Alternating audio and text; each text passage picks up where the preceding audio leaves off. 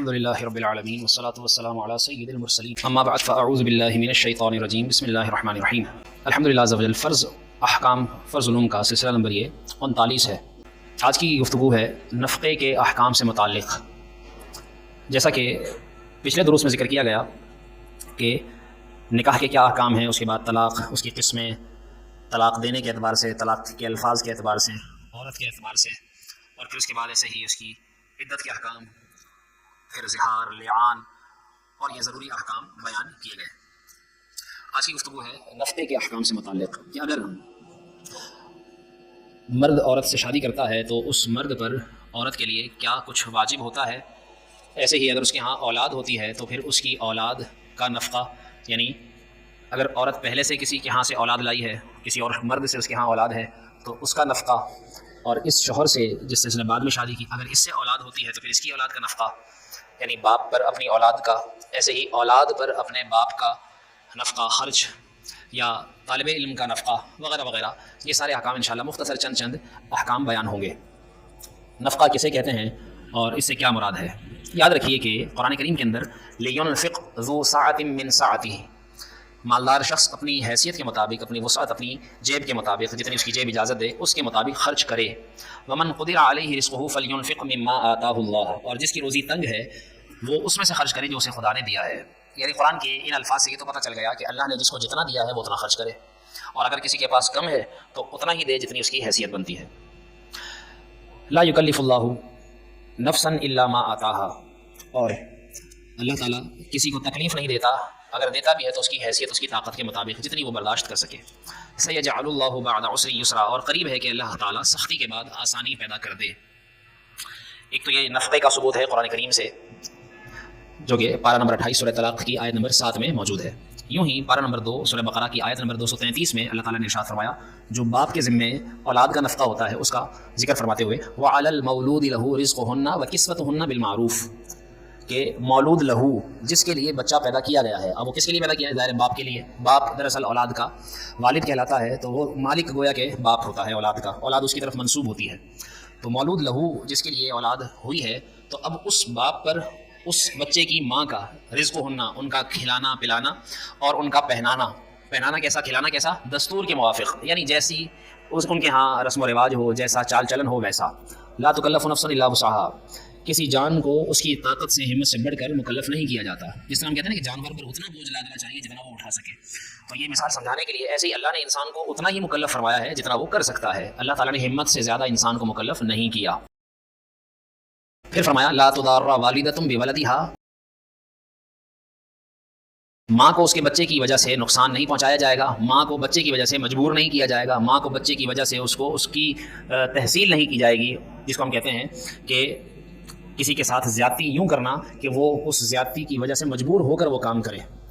اس طرح کا کام لینا، یعنی ماں کو اتنا مجبور کر دے۔ مثال کے طور پر ماں دودھ نہیں پلا سکتی لیکن اس کو اتنا مجبور کیا جائے کہ وہ دودھ پلائے، لیکن اس میں ہمت نہیں، طاقت نہیں، یا اس کو پلاتی ہے دودھ لیکن اس کو نقصان ہو جائے گا، اس کی جان کمزور ہے، تو اب اس کو مجبور نہیں کیا جائے گا۔ ایسے ہی ولا مولود له بولده، اور نہ ہی باپ کو اس کی اولاد کی وجہ سے تکلیف دی جائے گی۔ جو باپ نہیں کر سکتا اپنی اولاد کا لیکن اس کو مجبور کیا جائے کہ تم کرو، مثال کے طور پر وہ اتنا بیمار ہے کہ اٹھ ہی نہیں پا رہا، اس کو کہا جائے تم کما کر لاؤ، تو وہ بیچارہ خود کیسے اٹھ نہیں سکتا، تو اب اس کی دوسری صورت شریعت نے بیان کی ہے کہ اس کا اب خرچہ کون دے گا، اس کی اولاد کا یا اس کا۔ لیکن بہرحال حکم قرآن یہی ہے کہ جس کی جتنی ہمت ہو اس کو اتنا ہی مکلف کیا جائے گا۔ وعلی الوارث مثل ذلک، اور جو باپ کے قائم مقام ہے اس پر بھی ایسا ہی واجب ہے، یعنی جب باپ نہیں کر پاتا تو اس کی جگہ کون اس کے قائم مقام ہوتا ہے؟ جو بھی ہوتا ہے اس پر بھی ویسا ہی خرچے، ویسا ہی نفقہ، ویسا ہی جیب خرچ، یا ان کا کھانا پینا، ان کا پہننا اوڑھنا، یہ اس پر لازم ہوتا ہے۔ ایک آیت کریمہ اور پارہ نمبر 28 سورہ طلاق کی آیت نمبر 6 اسکنوہن، اب عورتوں کے نفقے سے متعلق کہ تم عورتوں کو وہاں رکھو من حیث سکنتم من وجدکم، کہ جہاں تمہاری اپنی طاقت بھر، حیثیت طاقت کے مطابق جہاں تم خود رہتے ہو، یعنی عورت کو ویسی رہائش دے گا جیسی مرد خود رہائش اختیار کرتا ہے۔ مثال کے طور پر کسی نے شادی کی اور پھر عورت اس کو کہتی ہے کہ نہیں میں تو تمہاری سوسائٹی میں نہیں رہوں گی، مجھے تو اس سوسائٹی میں رکھو، فلاں سوسائٹی میں نے رہنا ہے، تو وہ عورت اس طرح کا زبردستی حق نہیں لے سکتی۔ جس جگہ شوہر رہتا ہے وہاں عورت رہے گی۔ वला तुदार्रूहुन्ना लितुदय्यिकू अलैहिन, लेकिन तुम जो है वो औरतों को तकलीफ ना दो कि तुम उनके ऊपर तंगी कर दो। बाज़ लोग उसको अच्छी जगह रख सकते हैं, ऐसी जगह रख सकते हैं जहाँ उसको आसाइशें सहूलतें फराम की जाएँ, लेकिन जानबूझकर फराम नहीं करते और उसको तंगी में रखते हैं। कभी पानी का मसला, कभी गैस का मसला, कभी बिजली का मसला वगैरह वगैरह, तो इस तरह, या कभी खाने में तंगी कर देना, या कभी जो है वो सर्दी गर्मी के कपड़े देने में तंगी कर देना वगैरह वगैरह। तो इस तरह से किसी भी तरह औरतों पर तंगी करना, इससे भी मना किया गया। तो ये खुलासा है आयत करीमा का कि औरत को या बच्चों को या बाप को इतने ही नफ़े का पाबंद किया जाएगा जितनी उनकी हैसियत होगी, और जैसा रस्म व रवाज होगा, जैसा चाल चलन होगा, जैसा उनके यहाँ होता होगा, वैसा ही उनको नान नफ़ा देना ज़रूरी है। रसूलुल्लाह सल्लल्लाहु अलैहि वसल्लम ने अहादीस में भी इसका जिक्र फरमाया, और आपने खुतबा हज्जतुल वदा में इरशाद फरमाया, औरतों के बारे में खुदा से डरो कि वो तुम्हारे पास कैदियों की तरह है, यानी तुम्हारे यहाँ ठहरी रहती हैं, और अल्लाह की अमानत के साथ तुमने उनको लिया है कि तुम उनसे निकाह करते हो, तो अल्लाह के नाम से वो तुम्हारे निकाह में आती हैं, और अल्लाह ने उनको तुम्हारे लिए हलाल किया है कि तुम उनसे सुकून हासिल करते हो। तुम्हारा उन पर हक ये है कि तुम्हारे बिछौनों यानी मकानों पर, यानी उन औरतों के ऊपर ये लाजिम किया गया कि वो किसी ऐसे शख्स को ना आने दें जिनको तुम नापसंद करते हो। ये मर्द का हक औरत के लिए बयान किया कि वो किसी ऐसे शख्स के यहाँ ना जाए, या कोई उसके यहाँ ऐसा शख्स ना आए जिसको इसका शौहर नापसंद करता हो, और अगर ऐसा करें तो तुम उस तरह मार सकते हो जिससे हड्डी ना टूटे, यानी ऐसी मार मारने की भी हदीस में इजाज़त दी गई। और उनका तुम पर हक ये है कि तुम उन्हें खाने और पहनने को दो, कैसा दो? दस्तूर के मुवाफिक, जैसा माहौल हो। ऐसे ही एक और हदीस में हिंद बिनते उतबा ने अर्ज़ की, या रसूलुल्लाह सल्लल्लाहु अलैहि वसल्लम, अबू सुफियान मेरा जो शौहर है वो बखील है, वो मुझे इतना नफ़ा नहीं देते जो मुझे और मेरी औलाद को काफ़ी हो। बाज़ लोग मर्द भी आजकल इस तरह करते हैं कि या तो कमाते नहीं हैं, कमाते हैं तो इतना अपने बीवी बच्चों को नहीं देते कि उनका खाना पीना भी पूरा ना हो। इस तरह भी मैंने देखे हैं ऐसे लोग। यानी आप कहेंगे कि ऐसा कैसे हो सकता है? जी हाँ, ऐसे लोग हैं, बहुत हैं। मैं खुद ऐसे शख्स को जानता हूँ कि उसके बच्चे बेचारे मिट्टी खाते हैं बस औकात भूख की वजह से। ऐसे शख्स को मैं जानता हूँ। तो वो हालांकि कमाता भी है लेकिन बखीलपन उनके अंदर भरा हुआ है। तो ऐसे भी लोग बदबख्त होते हैं जो अपनी औलाद को खाने पीने को भी नहीं देते, जितना कम से कम उनका 3 वक्त का खाना, 2 वक्त का खाना, जिससे उनका पेट भर जाए। चलो ठीक है, उनको बहुत अच्छी अच्छी ग़िज़ाएँ नहीं दे पा रहे, बहुत अच्छे अच्छे खाने नहीं खिला पा रहे, होटलिंग नहीं करवा पा रहे, और किसी जगह जो है आउटिंग पर नहीं जा पा रहे, लेकिन कम से कम घर में उनकी जितनी ज़रूरत खाने की उतनी तो फराम करें, लेकिन उतना भी ना दे तो फिर ये याद रखिए कि गुनहगार होगा। तो आप सल्लल्लाहु अलैहि वसल्लम से जब उसने अर्ज़ किया तो आप सल्लल्लाहु अलैहि वसल्लम से उन्होंने ये भी कहा कि जब वो नहीं देते तो मैं बगैर उनको बताए उनके माल में से कुछ ले लेती हूँ। जिस तरह बाज़ औरतों की घरों में आदत होती है कि वो शौहर के माल में से चुरा लेती हैं, तो ये चुराना औरत के लिए यानी ले लेना, ये कब इसकी इजाज़त है? तो उस औरत ने भी ये कहा कि मैं जब वो नहीं देते तो फिर मैं कुछ ना कुछ उसके माल में से ले लेती हूँ। इसका मतलब ये कि होता है वो देते नहीं है। तो आप सल्लल्लाहु अलैहि वसल्लम ने फरमाया, तुम उतना माल ले सकती हो उसके माल में से छुप कर कि जिससे तुझे और तेरे बच्चों के लिए गुजारा मिल जाए, गुजारा हो जाए, उतना तुम ले सकते हो, उससे ज़्यादा नहीं। तो बाज़ औरतें हैसियत से ज़्यादा जो है वो माल शौहर का निकाल लेती हैं, उसकी जेब में से पैसे निकाल लिए, वो सोया हुआ है, उसके अकाउंट में से पैसे वगैरह वगैरह जो भी तरीक़े हैं, उसके माल में से लेकर कुछ अपने घर में ट्रांसफ़र कर दिया, अपने किसी रिश्तेदार को दे दिया, अपनी बहनों को दे दिया। तो ये तरीका गलत है। लेकिन इतना जितनी उसकी ज़रूरत हो ये लाजिमन वो ले सकती है। शौहर देता है तो पहले तो ये अव्वल इजाज़त ले, उससे पूछ कर ले, नहीं देता तो फिर इस तरह बगैर बताए वो ले सकती है। तो ये भी नफ़क़े में शामिल है। आप सल्लल्लाहु अलैहि वसल्लम ने इरशाद फरमाया, जब खुदा किसी को माल दे तो खुद अपने और घर वालों पर खर्च करे। बाज़ लोग होते हैं कि खर्च करना ही नहीं चाहते अपने ऊपर और अपने घर, खुद अपने ऊपर भी नहीं करते, इतनी बखीली इतनी कंजूसी करते हैं कि खुद अपने लिए भी खर्च नहीं करते। ऐसा कंजूस नहीं होना चाहिए। आप सल्लल्लाहु अलैहि वसल्लम ने इरशाद फरमाया, मुसलमान जो कुछ अपने अहल पर खर्च करे और सवाब की नीयत हो तो अल्लाह ताला उसे सदक़े का सवाब अता फरमाता है। घर वालों को देना चाहिए, घर वालों को, यानी कि जो इंसान बाहर किसी गरीब को देता है तो उससे पहले हक उसके अपनों का है जितनी उनको ज़रूरत है। इसलिए आप सल्लल्लाहु अलैहि वसल्लम ने इरशाद फरमाया, जो कुछ तू खर्च करेगा वो तेरे लिए सदका है, हत्ता कि तू जो निवाला लुक़मा अपनी बीवी के मुंह में डालेगा अल्लाह ताला उस पर भी सदक़े का सवाब अता फरमाएगा। तो इसलिए आप सल्लल्लाहु अलैहि वसल्लम इसकी फजीलत बयान फरमाई, जबकि इसके बक्स में आदमी के गुनाहगार होने के लिए इतना ही काफ़ी है कि जिस खाने का वो ज़िम्मेदार है उतना भी ना दे, तो ये ना देना भी इसके गुनाहगार होने के लिए काफ़ी है कि वो गुनाहगार है, यानी वो फासिक है ऐसा शख्स जो अपना ज़िम्मा पूरा ना करे। ये नहीं कि वो नमाज़ें नहीं पढ़ रहा तो फासिक होगा, बल्कि अगर वो उसकी ज़िम्मेदारी जो उस पर लाजिम है नफ़े के एतबार से वो नहीं पूरी कर रहा तब भी वो फासिक है। अब इसके कुछ अहकाम फ़िक़हिया आपकी गोश गुजार कर रहा हूँ। नफ़क़े से मुराद क्या है? नफ़क़े से मुराद है कपड़ा जो उसने पहनना है, रहने का मकान जहाँ उसने रहना है,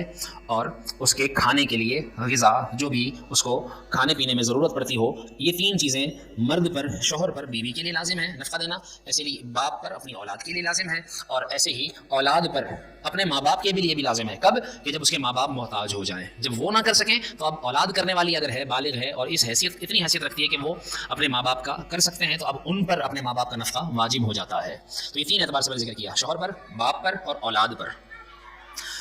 जिस औरत से सही तौर पर निकाह हो गया उसका नफ़क़ा शौहर पर वाजिब है, और नफ़क़े में ये सारी सूरतें जैसा कि मैंने जिक्र कर दी। ऐसे ही जो शौहर औरत का जो ज़िम्मेदार है, बाज़ लोग आजकल आपने देखा होगा ये मसले मसाइल चलते रहते हैं, सोशल मीडिया पर वायरल होते रहते हैं इस तरह के कि भाई औरत जो है वो घर में खाना पकाने की ज़िम्मेदार नहीं है, औरत नहीं खिलाएगी बल्कि शौहर खिलाएगा उसको। तो ये भी बड़ा मसला, लोग जो है पूछते हैं कि भाई देखो औरत पर तो खाना पकाना भी वाजिब नहीं है, औरत पर तो रोटियां पकाना भी वाजिब नहीं है, औरत पर तो कपड़ा धोकर देना भी लाजिमी नहीं है, औरत तो इस्त्री भी नहीं करके देगी। बस औरत पर जो लाजिम है वो शौहर का हक़ ज़ौजियत, जब उसको बुलाए तो उसके पास जाए, या उसके बच्चों की परवरिश, ان کی صفائی ستھرائی، ان کا کھلانا پلانا، یہ، ورنہ شوہر کو کھلانا یا شوہر کے ماں باپ کو کھلانا یہ عورت کی ذمہ داری نہیں ہے۔ ایک حد تک تو یہ بات درست ہے، لیکن اس اعتبار سے علماء نے لکھا ہے، یہ مسئلہ باقاعدہ کتابوں میں لکھا ہے، عورت آٹا پیسنے، روٹی پکانے سے انکار کرتی ہے، لیکن تب وہ انکار کر سکتی ہے جب وہ خود ایسے گھرانے سے ہو جہاں پر عورتیں کھانا نہ بناتی ہوں بلکہ وہاں پر بھی پک کر ہی آتا ہو، یعنی جس گھر سے وہ آئی ہے وہاں پر بھی ایسا ہی ہوتا ہو، وہاں پر بھی باہر سے پکا پکایا آتا ہو، وہاں پر بھی اس کے باپ نے نوکر لگائے ہوئے ہوں، اور وہ اس کے گھر کے اندر جب ظاہر سی بات ہے جب یہ اپنے شوہر سے بیٹھے بیٹھائے کھانا مانگ رہی ہے تو پھر اس کی ماں بھی بیٹھے بیٹھے کھاتی ہوگی، تبھی تو شوہر سے مانگ رہی ہے۔ تو اگر ایسی صورت ہے تب تو ٹھیک ہے کہ شوہر جو ہے وہ اس کو پکا پکایا لا کر دے کر کھلانے کا ذمہ دار ہے، لیکن اگر ایسا نہیں ہے، ان کے یہاں کی عورتیں خود کھانا پکاتی ہیں، ان کے گھر میں بھی اس کی ماں بناتی تھی، تو اب یہ بھی گھر میں بنائے گی۔ یہ مسئلہ میں آپ کو پورا پڑھ کر سنا دیتا ہوں۔ اگر وہ ایسے گھرانے کی ان کے یہاں کی عورتیں خود یہ کام نہیں کرتی یا وہ بیمار یا کمزور ہے کہ کر نہیں سکتی تو پکا ہوا کھانا دینا ہوگا، شوہر پر لازم ہے کہ اس کو پکا والا کر دے۔ لیکن آج کل کی عورتیں تو دیکھیں صحیح سلامت بھی ہوں ہو رہا ہے، آج کل عورتیں صحیح سلامت ہوں تو وہ جو ہے وہ بیٹھے بیٹھائے فرمائش کر دیں گے، ہمیں یہ چاہیے، ہمیں وہ چاہیے، ہمیں یہ بنا ہوا چاہیے۔ پہلے کی عورتیں جو ہے وہ گھروں کے اندر پوری براتوں کا کھانا گھر میں بناتی تھیں، لیکن اب تو جو ہے وہ 2 مہمان بھی گھر میں آ جائے تو باہر سے آتا ہے، تو شوہر کے اوپر ہے، لا کر دے تو 100 لا کر دے، روزانہ لا کر دے، صبح شام لا کر دے، دن میں 3 ٹائم 5 ٹائم لا کر دے، اس کا انکار نہیں ہے، یہ جائز ہے۔ لیکن یہاں بات آ رہی ہے شرعی حکم کی کہ جہاں پر شوہر اگر انکار کر دے گا تو گناہگار کون ہوگا؟ اگر شوہر کے ذمہ ہے تو پھر شوہر گناہگار ہوگا، اور اگر عورت کے ذمہ پکانا تھا اور وہ انکار کرے گی تو وہ گناہگار ہوگی، یعنی گناہگار کا مطلب اس کو اللہ کے یہاں اس کا جواب دینا ہوگا۔ ہم سمجھتے ہیں کہ اللہ کے یہاں جواب دینا کوئی چھوٹا سا معاملہ ہے، نہیں، یہ بہت بڑا معاملہ ہے۔ جب اللہ کے سامنے کھڑے ہوں گے نا اور جس حقدار کا حق دبایا ہوگا، یہ بھی حق میں، ہم تو سمجھتے ہیں صرف پیسے کھانا حق دبانا ہے، جی نہیں، جس کے اوپر جو حکم شرعی لازم ہو گیا ہے وہ ادا نہ کرنا یہ بھی حق دبانے کے مترادف ہے، اور اس کا اللہ کے یہاں جواب دینا ہوگا۔ شوہر نے نہیں کھلایا تو شوہر جواب دے گا، عورت نے نہیں پکا کر کھلایا تو عورت بھی جواب دے گی، ایسا نہیں کہ عورت جواب دے نہیں ہوگی۔ اس لیے یاد رکھیے کہ عورت پر تب یہ ضروری ہو جاتا ہے جبکہ شوہر اس کو نہ لا کر دینے کا ذمہ دار ہو، یعنی اس پر لازم نہیں ہے، تو پھر عورت پر یہ لازم ہو جاتا ہے کہ وہ پکا کر دے۔ اس لیے یہاں علماء نے لکھا کہ اگر وہ بیمار ہے عورت یا کمزور ہے کہ کر نہیں سکتی تب تو عورت کو لا کر دے گا، وہ شوہر پکانے پر اس کو مجبور نہیں کیا جا سکتا۔ اور اگر نہ اس کا ایسے گھرانے سے کوئی تعلق ہے، نہ کوئی ایسا سبب ہے کہ کھانا پکا نہ سکے، تو پھر شوہر پر واجب نہیں ہے کہ پکا ہوا اسے دے، پکایا لا کر دے۔ اور اگر عورت خود پکاتی ہے مگر پکانے کی اجرت مانگتی ہے تب پکانے کی اجرت بھی وہ نہیں مانگ سکتی۔ بھائی پکا رہی ہے تو اس کا مطلب یہ تھوڑی کہ اس کے پیسے مانگے گی، وہ کہے کہ بھائی باہر سے بھی تو تم پکا ہوا لاتے تو وہ تمہیں مہنگا پڑتا تو میں گھر میں پکا کر دے دوں تو اس کے مجھے پیسے دو، جی نہیں، ایسا بھی وہ نہیں کر سکتی۔ کھانا پکانے کے تمام برتن اور سامان شوہر پر واجب ہے، مثلا جو بھی ہانڈی ہے، توا، چمٹا، یعنی جن چیزوں کی ضرورت پڑتی ہے پکانے کے لیے وہ ساری چیزیں مرد دے گا۔ ایسے ہی جو چیزیں اساس البیت کہلاتی ہیں، یعنی گھر کی ضروریات کہلاتی ہیں، مثلا چٹائی، دری، قالین، چارپائی، لحاف، تکیہ، چادر، کنگھا، تیل، سر دھونے کے لیے جو بھی چیزیں چاہیے، صابن وغیرہ، یعنی جس چیز کی گھر میں ضرورت پڑتی ہے، ضرورت پڑنے پر جو چیزیں ضروری ہو جاتی ہیں تو وہ ساری چیزیں لا کر دینا بھی شوہر کے ذمہ ہے۔ ہمارے یہاں کہا جاتا ہے کہ بس کھانا پینا، رہائش اور کپڑے، جی نہیں، اس کے علاوہ زندگی گزارنے کے لیے جو چیزیں ضرورت پڑتی ہیں وہ بھی نفقے میں شامل ہیں۔ اور اب یہاں پر لوگ بعض کہتے ہیں کہ بھائی کیسی، بعض چیزیں تو سستی ملتی ہیں، بعض بہت مہنگی ملتی ہیں، تو بعض درمیانی درجے کی ہوتی ہیں۔ اب جس طرح بعض عورتیں جو ہے وہ مثال کے طور پر کسی عام صابن سے، میں نام نہیں لیتا کسی صابن کا، کسی عام صابن سے نہ لیں گی، منہ دھو لیں گی، لیکن بعض عورتوں کو چاہیے ہوتا ہے کہ بھائی ہاتھ دھونے کا الگ صابن ہو، منہ دھونے کا الگ صابن ہو، برتن دھونے کا الگ صابن ہو، کپڑے دھونے کا الگ صابن ہو، فرش دھونے کے لیے الگ جو ہے وہ الگ قسم کے کیمیکل ہوں، تو اور وہ ہوں بھی اس کمپنی کے، اس کو چاہیے بھی نہیں ہلکی کمپنی، اعلیٰ کمپنی کا چاہیے، مہنگے سے مہنگا چاہیے، اس کو لوشن بھی چاہیے، سردی گرمی کی کریم بھی چاہیے اس کو، یعنی ساری چیزیں۔ تو اگر تو اس کا شوہر ایسی حیثیت رکھتا ہے کہ اس کو اعلیٰ چیزیں لا کر دے سکتا ہے تو وہ اس کو لا کر دے گا، اور اگر وہ اتنی حیثیت نہیں رکھتا، یعنی جیسی حیثیت متوسط، یعنی نہ بہت اعلیٰ نہ بہت گھٹیا، درمیانے درجے کی چیزیں لا کر دینا یہ شوہر کے ذمہ ہے۔ ایسے ہی اگر جس طرح نفقے کے احکام میں یہ بھی آ جاتا ہے کہ پیدائش بچے کی کروانا یہ بھی باپ کے ذمہ ہے۔ جس طرح ہمارے ہاں پہلے نارمل ڈیلیوریز ہو جاتی تھی تو اس وقت اتنے اخراجات اس وقت تو یعنی بہت کم آتے تھے، سینکڑوں چند 100 روپوں میں کام ہو جاتا تھا، لیکن اب جو ہے نارمل ڈیلیوری بھی ہزاروں میں جاتی ہے، اور اگر آپریٹ ہو، سی سیکشن ہو تو پھر تو جو ہے وہ بہت زیادہ اخراجات آ جاتے ہیں ہاسپٹل کے اعتبار سے، بس اوقات لاکھ تک بھی کہانی پہنچ جاتی ہے۔ تو اس طرح جتنا بھی خرچہ ہے یہ سارے کا سارا خرچہ شوہر کے ذمہ لازم ہے۔ ایسے ہی سال میں 2 جوڑے کپڑے دینا واجب ہے، ایک ششماہی یعنی 6 مہینے میں 1 جوڑا۔ اب ہمارے یہاں دیکھا جائے تو عورتیں مطالبہ کرتی ہیں کہ ویسے تو شرن سردی کا 1 جوڑا، گرمی کا 1 جوڑا، یہ مرد پر لازم ہے، لیکن عورتوں کے مطالبے اگر آج آپ دیکھیں، یہاں پر بات میں پھر تھوڑا سا واضح کر دوں کہ شرعی احکام کی ہو رہی ہے۔ جو گھر کے اندر ہو رہا ہے کہ مثال کے طور پر شادی آ گئی تو اس کو ہر رسم کا الگ جوڑا چاہیے، اس کو کسی دعوت میں جانا ہے تو الگ جوڑا، کسی کی برتھ ڈے آ گئی تو الگ جوڑا، کسی ماں کے جہاں جانا ہے، حتیٰ کہ آج کل تو لوگ جو ہے کسی میت پر بھی جاتے ہیں، وہاں پر بھی جوڑے کپڑے پہن کر جاتے ہیں، ماشاء اللہ نئے کپڑوں کا مطالبہ ہوتا ہے کہ میں نے تو یہ پہلے شادی میں پہن لیا تھا تو میں میت میں کیسے پہنوں گی، یا میت میں پہن لیا تھا تو شادی میں کیسے پہنوں گی، اس نے تو وہاں دیکھ لیا تھا، وغیرہ وغیرہ۔ تو یہ مطالبے اگر شوہر دے سکتا ہے تو پورے کرے، روزانہ کوئی نیا جوڑا سلوا کر دے، صبح شام سلوا کر دے، پورا تھان لا کر دے اس کو، یہ مرد کی اختیار پر ہے۔ لیکن جہاں بات مطالبے کی ہے تو وہاں عورت صرف سال میں 2 جوڑوں کا مطالبہ کر سکتی ہے، ایک سردی کا جوڑا، ایک گرمی کا جوڑا، اور جو چیزیں اگر ایک سردی کا جوڑا ختم ہو گیا تو دوسرے کا مطالبہ کر سکتی ہے، یعنی جس سے اس کو تنگی نہ ہو، بس پریشانی میں نہ آئے، اتنی اس پر جو ہے وہ لازم ہے۔ یہ ساری چیزیں جو ہے وہ مرد کے اعتبار سے میں نے ذکر کر دی۔ ایسے ہی باپ پر یعنی جب کوئی شخص اولاد کا والد بنتا ہے تو اس طرح باپ پر جو چیزیں لازم ہوتی ہیں، یعنی نابالغ اولاد کا، بالغ کا نہیں، نابالغ اولاد کا نفقہ بھی باپ پر واجب ہے، جبکہ اولاد فقیر ہو، یعنی اولاد اس بات کی محتاج ہو، نابالغ ہے، اس کی ملکیت میں کوئی پیسے نہیں ہے۔ مثال کے طور پر دادا کا انتقال ہوا تھا، تو دادا کے مرنے کے بعد اگر اولاد کی ملکیت میں کچھ آیا ہے تو ظاہر اولاد نابالغ ہی صحیح لیکن ہے تو مالدار نا، اس کے اکاؤنٹ میں جو پیسے ہیں وہ اس کی ماں کی طرف سے آئے تھے، ماں مر گئی تھی، ماں اتنا چھوڑ کر گئی تھی کہ اولاد کو ملا تھا۔ تو یہاں پر بات ہو رہی ہے کہ اولاد فقیر ہو، یعنی فقیر سے مراد یہ کہ وہ مالدار نہ ہو، وہ فقیر نہیں جو گلیوں میں مانگنے والے ہوتے ہیں، اس فقیر کی بات نہیں، بلکہ جو مالک نصاب نہ ہو، جو جس پر زکوٰۃ واجب نہیں ہوتی وہ شرعاً وہ بھی فقیر کہلاتا ہے۔ بس فرق یہ ہوتا ہے کہ ایک فقیر وہ ہوتا ہے جو زکوٰۃ لے سکتا ہے، ایک فقیر وہ ہوتا ہے جو زکوٰۃ بھی نہیں لے سکتا۔ تو اس طرح نابالغ اولاد کا جو محتاج ہو، ایسی اولاد کا نفقہ باپ پر واجب ہے۔ ایسے ہی اگر نابالغ بچہ ہے اور باپ تنگ دست ہے اور مالدار ماں ہے، یعنی باپ کے پاس تو پیسے نہیں لیکن ماں کے پاس پیسے ہیں، اب کہیں کہ بھائی ماں دے گی خرچہ، نہیں ایسا نہیں ہے، باپ پر ہی واجب ہوگا۔ ہاں، ماں کو حکم یہ دیا جائے گا کہ وہ اپنے پاس سے خرچ کرے اور جب شوہر کے پاس پیسے آ جائیں تو وہ وصول کر لیں، لیکن بہرحال باپ کو ہی دینا ہوگا۔ اگر باپ مفلس ہے تو اس کو چاہیے کہ کمائے اور بچوں کو کھلائے، اگر کما نہیں سکتا، اپاہج ہے، تو پھر اب نفقہ کس کے ذمہ آ جائے گا؟ دادا کے ذمہ آ جائے گا۔ باپ کا جو باپ ہے، بچوں کا جو دادا ہے، اب دادا پر پوتوں کا نفقہ واجب ہو جائے گا۔ ایسے ہی لڑکی جب جوان ہو جائے، اس کی شادی کر دی، تو اب اس کا نفقہ باپ سے ختم، اب وہ نفقہ شوہر کے ذمہ چلا گیا۔ اسی طریقے سے اگر باپ مر گیا